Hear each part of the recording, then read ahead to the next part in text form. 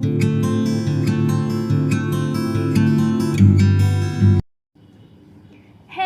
Everyone, welcome to all self pharma tutorial. तो जैसे कि अब हम लोग जो बायोकेमिस्ट्री का 2 टॉपिक हम लोग डाल दिए, कौन कौन सा, सिट्रिक एसिड और ग्लाइकोलिसिस। तो अब बात करने जा रहे हैं सबसे इम्पॉर्टेंट टॉपिक की, HMP शंट। तो इसको जानने से पहले सबसे पहले ये जानना ज़रूरी है कि HMP शंट होता क्या है। ठीक है, तो इसका फुल फॉर्म क्या होता है, हेक्सोज मोनोफॉस्फेट शंट, या फिर पाथवे भी आप बोल सकते हो।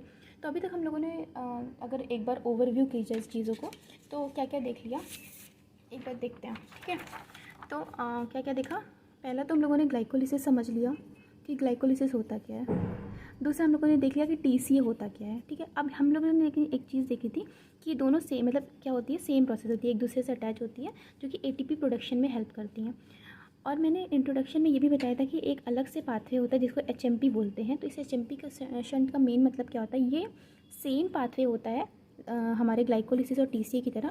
पर यहाँ पे क्या हो रहा है, हमें ATP लगानी भी पड़ती है ग्लाइकोलिसिस में और निकलती भी है, मतलब प्रोड्यूस भी होती है और इन्वॉल्व भी होती है। पर हमारा जो HMP शंट होता है, इसमें ना ही किसी ATP का फॉर्मेशन होता है, ना ही किसी ATP का जनरेशन होता है डायरेक्ट, मतलब डायरेक्ट ATP नहीं बनती है।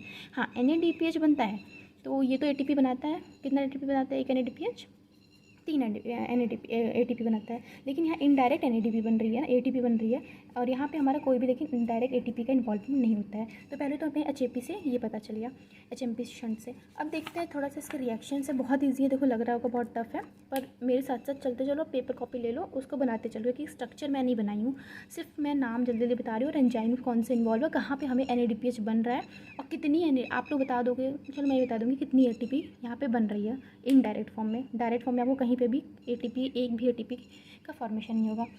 और सबसे इम्पॉर्टेंट क्या है कि इसमें मेन क्या है कि हमारा पेंटोज शुगर का फॉर्मेशन होता है। इसीलिए क्योंकि हमें देखो, हम लोगों ने अभी वहाँ देखा ग्लाइकोलिसिस में या TCA में, कहीं भी तुम्हें पेंटोज शुगर मिली नहीं मिली ना। पर हमें हम लोगों ने उसमें पढ़ा था, क्या बोलते हैं, जब मैं इंट्रोडक्शन बता रही थी DNA RNA वाला, तो वहाँ पे जो DNA RNA होता है उसमें कौन सी शुगर होती है, पेंटोज शुगर होती है।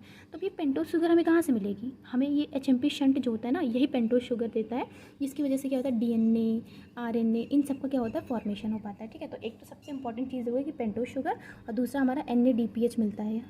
जो हमारा ये HMP शंट होता है, इससे हमें क्या मिलता है, NADPH, जो कि बहुत ज़रूरी है बाकी रिएक्शंस के लिए। चलो वो देखेंगे आगे। तो देखो सबसे पहले क्या हो रहा है, हमारे वहाँ पे क्या हो रहा था, ग्लूकोज था, ग्लूकोज से 6 फॉस्फेट बन रहा था ग्लाइकोलिसिस में, और ग्लूकोज 6 फॉस्फेट से फ्रक्टोज 6 फॉस्फेट बन रहा था। ठीक है, लेकिन हमें यहाँ पे फ्रक्टोज 6 फॉस्फेट नहीं बनाना है, हमें यहाँ पे पेंटोज शुगर बनानी है। वहाँ पे तो अगर अब ऐसे चलते लगे तो पायरुवेट बन जाएगा, पर हमें क्या चाहिए, हमें पेंटोज शुगर बनानी है। अब वो पेंटोज शुगर कैसे बनेगी, देखो देखो यहाँ पे बन रही है, आप लोगों को दिख रहा होगा, लेकिन अभी ये नहीं देखना है, यहाँ दिखना है, इसको भी छोड़ दो। ठीक है, इतना पार्ट छोड़ दो, सिर्फ इतने पे फोकस कर। देखो सबसे पहले क्या हो रहा है, ग्लूकोज 6 फॉस्फेट है, 6 कार्बन वाला है।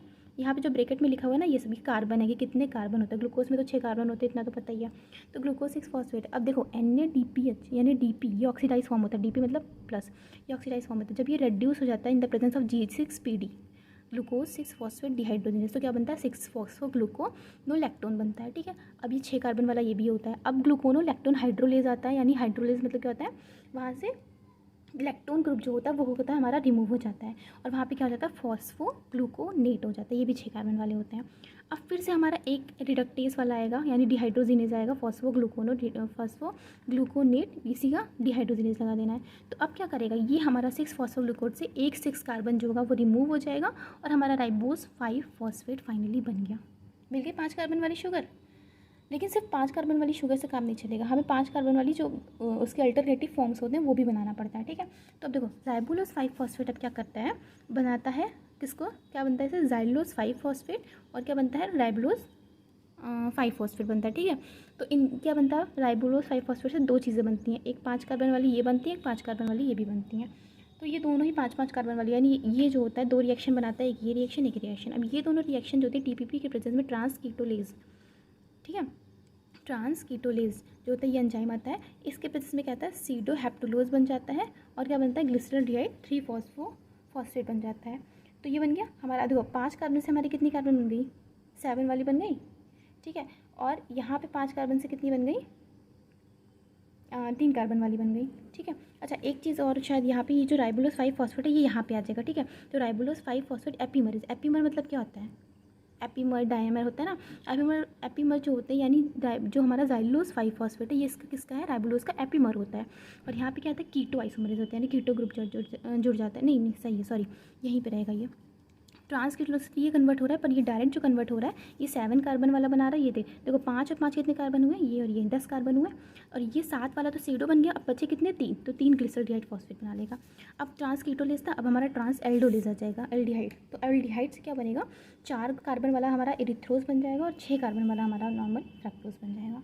आया इतना समझ में। देखो नॉर्मल क्या हुआ, सबसे पहले ग्लूकोज 6 फॉस्फेट था, तो ग्लूकोज 6 फॉस्फेट जो है ये क्या कर रहा है, G6PD के प्रेजेंस में लैक्टोन बना रहा है, फिर लैक्टोन से ग्लूकोनेट बन रहा है, ग्लूकोनेट से 5 कार्बन वाली शुगर बन गई है। 5 कार्बन वाली शुगर जो कि कन्वर्ट हो जाएगी जाइलोज में और राइबोज में। अब जाइलोज और राइबोज होते ही 5-5 कार्बन वाले होते हैं, तो फिर से कुछ फर्दर रिएक्शन करेंगे, तो उसमें क्या होगा, फिर हमारी जो 5 कार्बन 10 कार्बन हो गए, 5-5 10। अब ये 5 कार्बन वाले 7 कार्बन का एक सीडो हेप्टोलोज बन जाएगा और एक 3 कार्बन का ग्लिसरॉल्डिहाइड 3 फॉस्फेट बन जाएगा। अब फिर क्या होगा, ट्रांस एल्डोलेज जो प्रोसेस होती है, इसके थ्रू हमारे क्या होगा, 4 कार्बन वाली इरिथ्रोज 4 फॉस्फेट बन जाएगी और फ्रक्टोज 6 फॉस्फेट बन जाएगा। ठीक है, अब देखो क्या होगा, ये जो इरिथ्रोज 4 फॉस्फेट होगा इससे हमारी मेन चीज़ बनेगी कैसे, ट्रांस कीटोलेज एंजाइम फिर से आएगा। पहले कौन सा एंजाइम था, यहाँ कीटोलेज था, एल्डोलेज था, then again transketolase will come and it will convert the erythrose 4 phosphate into the glyceraldehyde 3 phosphate. ये 3 कार्बन वाला बन गया। अब इससे हमारा फ्रक्टोज तो बन ही जाना है। ठीक है, अब यहाँ पे भी हमारा 6 कार्बन वाला बनता है एक शुगर, एक जो होता है 6 कार्बन वाला बनता है ट्रांसकीटोलेज में ही, और एक 5 कार्बन वाला। तो नॉर्मली हमें इतना पता चला कि हम अगर HMP शंट का यूज़ करते हैं, तो HMP शंट का यूज़ करने पे हमें नॉर्मल क्या हो रहा है, हमें 5 कार्बन वाली शुगर मिल रही है जिसे पेंटोज शुगर कहते हैं। कैसे मिल रही है, ये रिएक्शन आपसे हो सकता है पूछ ले एग्जाम में, तो कुछ भी नहीं है, 2-3 बार 4 बार ट्राई करोगे, बना के खुद से करो, बहुत आराम से हो जाता है। और मैं तो एक चीज़ और कहना चाहूँगी कि देखो बायोकेमिस्ट्री जो है ना, ये बहुत ही वोलेटाइल सब्जेक्ट है, तो इसको रिवीजन डेली चाहिए। मतलब आप सुबह ही उठते ही एक बार जो भी आप ग्लाइकोलिसिस जैसे मैं पढ़ा चुकी हूँ, सिट्रिक एसिड पढ़ा चुकी हूँ और HMP पढ़ा दी, तो आप डेली एक बार इसका रिवीजन कर ही लो। सुबह उठते ही पहले एक बार इसको देख लो, फिर बाकी काम स्टार्ट करो। ठीक है, तो उससे क्या होगा ना, आपका ये चीज़ बना रहेगा। तो चलो आगे देखते हैं कि अब ये HMP शंट में मेनली कैसे लिखना है, स्टेप्स। ठीक है, तो चलो देखो स्टेप्स में क्या हो रहा है। मैंने क्या बताया था कि इसको क्या कहते हैं, हेक्सोज मोनोफॉस्फेट या फिर पेंटोज फॉस्फेट पाथवे भी कहते हैं। अब क्यों कहते हैं पेंटोज फॉस्फेट, क्योंकि 5 शुगर का फॉर्मेशन होता है। ठीक है, तो ये हो गया पेंटोज शुगर फॉस्फेट। अब फिर क्या है, it is alternative pathway to glycolysis and TCA cycle for the oxidation of glucose. यहाँ पे भी अल्टरनेटिव पाथवे बताया ना, ग्लाइकोलिसिस और TCA का होता है, पर यहाँ पे कोई भी ATP डायरेक्ट इन्वॉल्व नहीं होती है। क्या होता है, NADPH बनता है ATP के लिए, तो ATP डायरेक्ट इन्वॉल्व नहीं होती है। जो एंजाइम होता है वो कहाँ पे प्रेजेंट होता है, इसका मेनली साइटोसॉल में प्रेजेंट होता है। ठीक है, biosynthesis of the fatty acid and steroid which are dependent on the supply of the NADPH। मतलब क्या कह रहा है, ये जो हमारा मतलब बायोसिंथेसिस होती है फैटी एसिड की और स्टेरॉइड की, ये किस पे डिपेंड करती है, NADPH। यानी NADPH अगर बनेगा तो ये हमारा इस फैटी एसिड वगैरह की सिंथेसिस हो पाती है। तो आप लोग देखोगे एक चीज़ और कि देखो यहाँ पे लिखा है मैंने, हाँ NADPH is supply by the help of the HMP। अब NADPH कैसे सप्लाई होगा, जब HMP शंट से ही तो हमारा NADPH बन रहा है। तो अगर इनमें तो फिर इसीलिए जो लीवर, एडिपोज टिश्यू, एड्रिनल, जहाँ जहाँ पे फैटी एसिड फैट बनता है, जैसे पेट हो गया ना, तो किसी का स्टमक होता है, वहाँ पे कहते हैं तोन निकल गई, तो वहाँ पे क्या होता है, फैट होता है। तो यानी वहाँ पे हमारा HMP शंट ज़्यादा वर्क करता है, जैसे कि ज़्यादा से ज़्यादा NADPH बना सके और ज़्यादा से ज़्यादा हमारा फ़ैट का फॉर्मेशन कर सके। हालांकि फ़ैट अच्छा नहीं होता है लेकिन बनता है वहीं पे। ठीक है, तो ये सब सेल्स बॉडी के टिश्यू होते हैं, वहाँ पे हमारा NADPH का फॉर्मेशन सबसे ज़्यादा होता है। HMP shunt is unique in generating 2 important product. पहला पेंटोज मैंने बताया, दूसरा हमारा NADPH। इन 2 प्रोडक्ट के लिए बहुत ही ज़्यादा HMP शंट क्या होता है, ज़रूरी होता है। और लास्ट में हमारा क्या है, पेंटोज जो होता है वो most important in the ribose 5 phosphate. जो राइबोज 5 फॉस्फेट बताया था ना कि पेंटोज शुगर होती है, बहुत इंपॉर्टेंट होती है। This is useful synthesis of the RNA, DNA and many nucleotides, जैसे कि ATP हो गया, NAD हो गया, FAD हो गया, या कोई एंजाइम, इन सब के लिए क्या होता है, इन्वॉल्व बहुत ज़्यादा होता है राइबोज 5 फॉस्फेट। तो ये पॉइंट आपको लिख करके आना है। तो जैसे कि आई होप इतना तो मतलब क्लियर ही हुआ होगा ना, कुछ बच्चा तो नहीं, मुझे नहीं लग रहा है। बहुत ही ईजी, पहले मुझे लगता था बहुत टफ होता है बायोकेमिस्ट्री, बहुत टफ, तो बहुत ईजी होता है, अभी मुझे पता चल गया। मतलब सच में बहुत ईजी होता है। बस इसको क्या ना, अभी बता रही हूँ, वोलेटाइल सब्जेक्ट होता है, डेली चाहिए रिवीजन, तो डेली करो आराम से, कोई दिक्कत नहीं हो। कोई भी डाउट हो आप कमेंट सेक्शन में पूछिए, आप मुझे इंस्टाग्राम पे मैसेज कर सकते हैं, टेलीग्राम ज्वाइन कर लीजिए, मैं वहाँ पे परमानेंट नोट वगैरह प्रोवाइड कराती रहती हूँ, और मैं MCQ वगैरह भी पूछती रहती हूँ। अभी कमेटी में मैंने कल डाला था एक, ठीक है, तो उसमें यही था जो मैंने आज पढ़ा रही हूँ, इसी से रिलेटेड था। तो इतना तो समझ आ गया होगा। चलिए आगे देख लेते हैं जो G6PD डिफिशियंसी है वो एक्चुअली है क्या, क्योंकि वो HMP शंट से ही रिलेटेड है, तो इसलिए मैं साथ में बता देती हूँ कि G6PD डिफिशियंसी है क्या। चलो देखो G6PD डिफिशियंसी, आप लोग को G6PD का फुल फॉर्म पता है? ग्लूकोज 6 फॉस्फेट डिहाइड, very good, glucose 6 phosphate dehydrogenase. तो देखो ये क्या है हमारा, यहाँ पे था ना ग्लूकोज 6 फॉस्फेट से जब HMP शंट में ही जब हमारा 6 फॉस्फेट ग्लूकोनेज, तो क्या कौन सा एंजाइम इन्वॉल्व हो रहा है? G6PD, glucose 6 phosphate dehydrogenase. तो NADPH कन्वर्ट हो रहा है NADH में, और ये बहुत इंपॉर्टेंट है, ऑक्सीडाइज फॉर्म ऑफ NADP, बहुत इंपॉर्टेंट होता है, ठीक है, क्योंकि वो किससे बन रहा है हमारा, जब हमारा G6PD इन्वॉल्व हो रहा है तो ही हमारा NAD बन रहा है, या फिर ऐसा बोलो कि NAD की वजह से G6PD, नहीं, G6PD है तो NAD है, ठीक है, याद रखना। अब देखो NADPH is required for the reactive biosynthesis of the fatty acid asteroid, मैंने बताया वहाँ पे। HMP shunt is more active in the tissue, HMP shunt कहाँ पे मोर एक्टिव होता है? वो टिश्यू में, जैसे कि एडिपोज हो गया, लीवर हो गया, मैमिलियन ग्लैंड हो गई, एरिथ्रोसाइट हो गया, इन सब में हमारा बहुत ज़्यादा इन्वॉल्व होता है HMP शंट का। अब देखो G6PD का डिफिशियंसी का इंपॉर्टेंस क्या है। देखो नॉर्मल क्या होता है, हमारा ग्लूकोज 6 फॉस्फेट होता है, फर्स्ट वाली जो रिएक्शन थी, G6PD के प्रेजेंस में क्या हो जाती है, वो 6 फॉस्फोग्लूकोनेट या ग्लूकोनोलैक्टोन बन जाती है, इतना बन गया।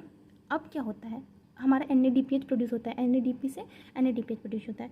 अभी NADPH का मेन फंक्शन क्या होता है, जो ग्लूटाथियोन होता है रिडक्टेज, यानी जो GSH होता है, तो ये कौन सा फॉर्म होता है, ये होता है हमारा ऑक्सीडाइज फॉर्म होता है, ठीक है, और ये जो ऊपर वाला होता है ये रिडक्टेज फॉर्म होता है। तो जब हमारी कोई भी नॉर्मल प्रोसेस होती है, जैसे कोई भी रिएक्शन बॉडी में होती है, तो H2O2 का फॉर्मेशन बहुत होता है। H2O2 मतलब हाइड्रोजन परऑक्साइड, और ये हाइड्रोजन परऑक्साइड क्या करते हैं, बहुत सारी जैसे वो जो हमारी RBC होती है उसको डैमेज करते हैं, DNA फ्रेगमेंट को तोड़ देते हैं, तो अच्छा नहीं होता। ऑक्सीडेटिव रिएक्टिव, ऑक्सीडेटिव स्ट्रेस जो होता है बहुत बेकार होता है बॉडी के लिए। तो अब ये क्या करता है, जो हमारा ग्लूटाथियोन, अब यहाँ पे ये हो गया NADPH बन गया। अब ये NADPH जो होता है क्या करता है, ये ग्लूटाथियोन रिडक्टेज एंजाइम के प्रेजेंस में क्या करता है, जो हमारा ऑक्सीडाइज फॉर्म होता है GSH का, उसको कन्वर्ट कर देता है GSH के रेड्यूस फॉर्म में, ठीक है, ये रेड्यूस फॉर्म हो गया GSH का। अब रेड्यूस फॉर्म GSH क्या करेगा, ये जितने भी हमारे पेरोक्साइड बन रहे हैं, यानी ऑक्सीडेटिव स्ट्रेस वाले H2O2 बन रहे हैं, उनको कन्वर्ट कर देगा H2O2 में, फिर से कैसे, ग्लूटाथियोन पेरोक्साइड की हेल्प से। समझ आया? देखो ऑक्सीडेटिव स्ट्रेस हमारी बॉडी के लिए अच्छी नहीं होती है, वो क्या कर देती है, बहुत सारे बॉडी में डैमेज कॉज कर देती है, DNA डैमेज, RBC डैमेज, ये सब कर देती है। तो हमें क्या करना होता है, इस H2O2 को क्या करता है, इनिबिट करना होता है, यानी कन्वर्ट कर दो H2O में। तो समझ आया कि ऑक्सीडेटिव स्ट्रेस की वजह से नॉर्मल क्या होगा, हमारी बॉडी में बहुत सारे DNA डैमेज और RBC डैमेज होने लगेंगी। तो हमें क्या करना है, ये जो ऑक्सीडेटिव स्ट्रेस है इसको इनिबिट करना है। तो ऐसे तो अचानक से इनिबिट नहीं होगा, हमें क्या करना है, देखो अब हमें क्या चाहिए, उसके लिए NADPH चाहिए, उसके लिए जो कि NADPH क्या करेगा, GSH को क्या करेगा, ऑक्सीडाइज GSH को ग्लूटाथियोन, इसको कन्वर्ट कर देगा रेड्यूस ग्लूटाथियोन में। अब ये ग्लूटाथियोन क्या करेगा, H2O2 को कन्वर्ट कर देगा H2O2 में in the presence of glutathione peroxidase. इतना समझ आया? तो अब देखो ग्लूकोज 6 फॉस्फेट है, तो G6PD के प्रेजेंस में ये इसमें कन्वर्ट हो रहा है, तो वो NADPH का फॉर्मेशन कर रहा है, ये NADPH रेड्यूस कर दे रहा है GSH को, अब ये रेड्यूस कर दे रहा है किसको, H2O को H2O में। अब ये H2O तो बॉडी से बाहर निकल जाएगा, ठीक है, अच्छी चीज़ है। लेकिन अब होता क्या है नॉर्मल, मान लो कोई तुम लोग ड्रग ली हो जो कि ऑक्सीडेटिव स्ट्रेस कॉज कराती है बहुत ज़्यादा, जैसे कि आपकी प्रीमाक्विन हो गई, मलेरिया की ड्रग है, प्रोग्वानिल हो गई, ये सब जो ड्रग्स होती है ना, ये क्या करती है, G6PD डिफिशियंसी करा देती हैं, यानी उनके अगर वो खा लोगे तो उसकी वजह से क्या होता है, ये G6PD बन ही नहीं पाता है, तो इसकी कमी हो जाती है। और अब जब ये कमी हो जाएगी तो क्या होगा, अल्टीमेटली RBC डैमेज होने लगता है। तो RBC डैमेज को क्या कहते हैं, हीमोलाइसिस। तो इसीलिए कहते हैं कि any patient who take drug like anti malaria या फिर एंटी अमीनोग्लाइकोस, इन टाइप की जो ड्रग्स लेता है उसमें क्या हो जाता है, G6PD की डेफिशिएंसी हो जाती है। तो मुझे नहीं लगता कि इतना, मतलब बहुत ही ईजी, आप लोग अगर ये वाला डायग्राम बना के आते हो ना, मतलब 100% मैं बता रही हूँ, G6PD डिफिशियंसी पूछता है, बहुत जगह पूछता है। आप कोई हायर स्टडी में जाओगे ना तो वहाँ पे भी ये बहुत ही एक होता है नहीं, बैकबोन टाइप का होता है, तो अच्छे से पढ़िएगा इसको। तो देखो इसमें मैंने लिखा क्या है, जो G6PD होती है ये क्या है, कॉन्टीन्यूस प्रोडक्शन होता रहता है H2O2 का इन द लिविंग बॉडी में, हमारा लगातार H2O2 का प्रोडक्शन होता रहता है, विच आर केमिकली डैमेज, जो कि क्या करता है, लिपिड प्रोटीन DNA को डैमेज कर देता है। तो अगर हम लोग NADPH का हेल्प से क्या करते हैं, हम लोग रिड्यूस कर देते हैं H2O2 को, तो ग्लूटाथियोन जो होता है रेड्यूस फॉर्म होता है, जो कि डिटॉक्सीफाई कर देता है H2O2 को। तो NADPH is responsible for the regeneration of the reduce. अब जो NADPH ये कर रहा है, हमारा जो ऑक्सीडाइज फॉर्म है उसको कन्वर्ट करता जा रहा है रेड्यूस फॉर्म में ना, तो NADPH की हेल्प से क्या होता है, ग्लूटाथियोन जो होता है वो रेड्यूस फॉर्म जो होता है उसका बनता है। तो अब इसमें एक चीज़ और इम्पॉर्टेंट देख लेते हैं, तो इतना तो समझ आ गया ना G6PD डिफिशियंसी। अब NADPH का रोल बाकी जगह भी थोड़ा बहुत है, तो इसको NADPH का रोल को आप लोग HMP शंट में भी लिख सकते हो। तो पहला हम तो देख लिए कि RBC। देखो तो नॉर्मल क्या होता है, ग्लूटाथियोन होता है, ये रेड्यूस फॉर्म होता है, ये हेल्प करता है maintain the conversion of heme Fe2। Heme जो होता है वो फेरस फॉर्म में होता है ना, Fe2 मतलब क्या होता है फेरस, और Fe3 मतलब क्या होता है फेरिक। तो देखो conversion of the heme ferrous form में है। अब ये फेरस फॉर्म किस में कन्वर्ट होता है, मेथमोग्लोबिन हीम, मतलब METH, मैथ मतलब मेथिलीन। कोई वो मेरी फ्रेंड लोग आ जाती हैं। चलो ठीक है, यहाँ पे समझ आया। देखो ग्लूटाथियोन होती है तो क्या होती है, रेड्यूस फॉर्म होता है। It help to maintain the conversion of heme Fe2 plus F ferrous. यानी हीम क्या होता है, नॉर्मल फेरस फॉर्म में होता है, हमें फेरस ही फॉर्म में चाहिए होता है। पर मान लो कोई ऑक्सीडेटिव रिएक्शन अगर बॉडी में हो रही है तो क्या होता है, वो कन्वर्ट हो जाता है मेथमोग्लोबिन हीम, यानी फेरिक फॉर्म में कन्वर्ट हो जाता है। मेथमोग्लोबिन मेथिल ग्रुप जो होता है उससे अब ये मेथिल ग्रुप बहुत ही डेंजरस होता है, ये बॉडी में एक्यूमुलेट होता रहेगा होता रहेगा होता रहेगा, और लास्ट में क्या कर देगा, हीमोलिसिस, यानी RBC फट जाएगी। लिसिस मतलब फटना, ठीक है, टूटना। तो RBC क्या हो जाएगी, डिजनरेट हो जाती है। ठीक है, तो ये होता है। लेकिन अगर हम GSH रिडक्टेज दे दें तो क्या हो जाएगी, ये जो ऑक्सीडेटिव प्रोसेस है ये क्या हो जाएगी, इनिबिट हो जाएगी, और हमारा हीम जो होगा वो सेफ रहेगा। ये आया समझ में आप लोग को। ग्लूटाथियोन क्या करता है, हेल्प करता है कन्वर्जन ऑफ हीम। हीम जो होता है किस में हेल्प करता है, ग्लूटाथियोन हेल्प करता है कन्वर्जन ऑफ, मतलब इनिबिट करता है कन्वर्जन ऑफ, मतलब रेड्यूस फॉर्म जो होता है वो इनिबिट करता है। आप लिख सकते हो ऐसे, आप लोग को समझना है तो, क्योंकि मुझे तो क्लियर है। देखो इनिबिट करता है तो क्या करता है, जो हमारा नॉर्मल क्या होता है, हीम होता है हमारे बॉडी में, हीम से क्या बन जाता है, अगर ऑक्सीडेटिव स्ट्रेस आती है तो मेथमोग्लोबिन बन जाता है। ये मेथमोग्लोबिन हीमोग्लोबिन जो होता है ये बॉडी में एक्यूमुलेट होकर हीमोलिसिस करता है, तो हमें इसे हीमोलिसिस को रोकना है। तो कह रहा है कि glutathione reductase help to maintain the conversion of, maintain मतलब मेंटेन करने की कोशिश करता है बाय रिडक्टेज, कि इसको क्या करता है, इस प्रोसेस को इनिबिट कर देता है, तो ऑक्सीडेटिव स्ट्रेस जो होती है वो इनिबिट हो जाती है। समझ आया। तो maintain the integrity of the RBC, उसकी वजह से क्या करता है, मेंटेन करता है RBC की इंटीग्रिटी को। फर्स्ट ये हो गया। सेकेंड NADPH क्या करता है, जो फैगोसाइटोसिस प्रोसेस होती है बॉडी में, बहुत सारी फैगोसाइटोसिस प्रोसेस होती है, जिसमें हमारा फैगोसाइटोसिस मतलब क्या होता है कि जितने भी बेकार चीज़ें हैं बॉडी में, जैसे माइक्रोब्स, पार्टिकल, फॉरेन पार्टिकल्स, या फिर कोई सेलुलर डैमेज हो रखा है वो, उन सबको क्या करता है, खा लेना, ख़त्म करने की जो प्रोसेस होती है, तो उसमें भी NADPH का इन्वॉल्वमेंट होता है।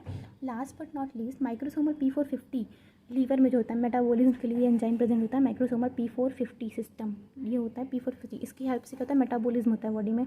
मेटाबॉलिज्म मतलब क्या, हम लोग कोई ड्रग लिए वो टूट करके क्या हो जाएगी, अपने इनएक्टिव फॉर्म में कन्वर्ट हो जाएगी और फिर बॉडी से बाहर निकल जाती है। सोमल P450 सिस्टम जो होता है उसमें भी क्या होता है, डिटॉक्सिफिकेशन जो होता है of the drug by the hydroxylation of the reaction involving the NADPH, यानी जो मेटाबॉलिज्म होता है बॉडी में, जो उसमें भी जो हाइड्रोक्सिलेशन प्रोसेस होती है, रिएक्शन होती है, उसमें हमारा NADPH जो होता है इन्वॉल्व होता है, जिसकी वजह से मेटाबॉलिज्म जो होता है वो ईजिली हो सकता है, यानी बॉडी से हमारी ड्रग बाहर चली जाती है। इतना आया समझ में। कोई भी डाउट हो जल्दी से मुझसे कमेंट में पूछिएगा, बाकी अच्छे से पढ़िए। और यार बहुत टाइम लग रहा है वीडियो बनाने में, पर मैं कोशिश करूँ जल्दी जल्दी बनाने की, ठीक है। तो तब तक के लिए टाटा बाय बाय। शेयर करिए अपने बेस्ट फ्रेंड से, क्योंकि बेस्ट फ्रेंड से ही लोग शेयर करते हैं, बाकी ऐसा तो कोई नहीं करता, ठीक है। तो तब तक के लिए टाटा बाय बाय, जय हिंद जय भारत।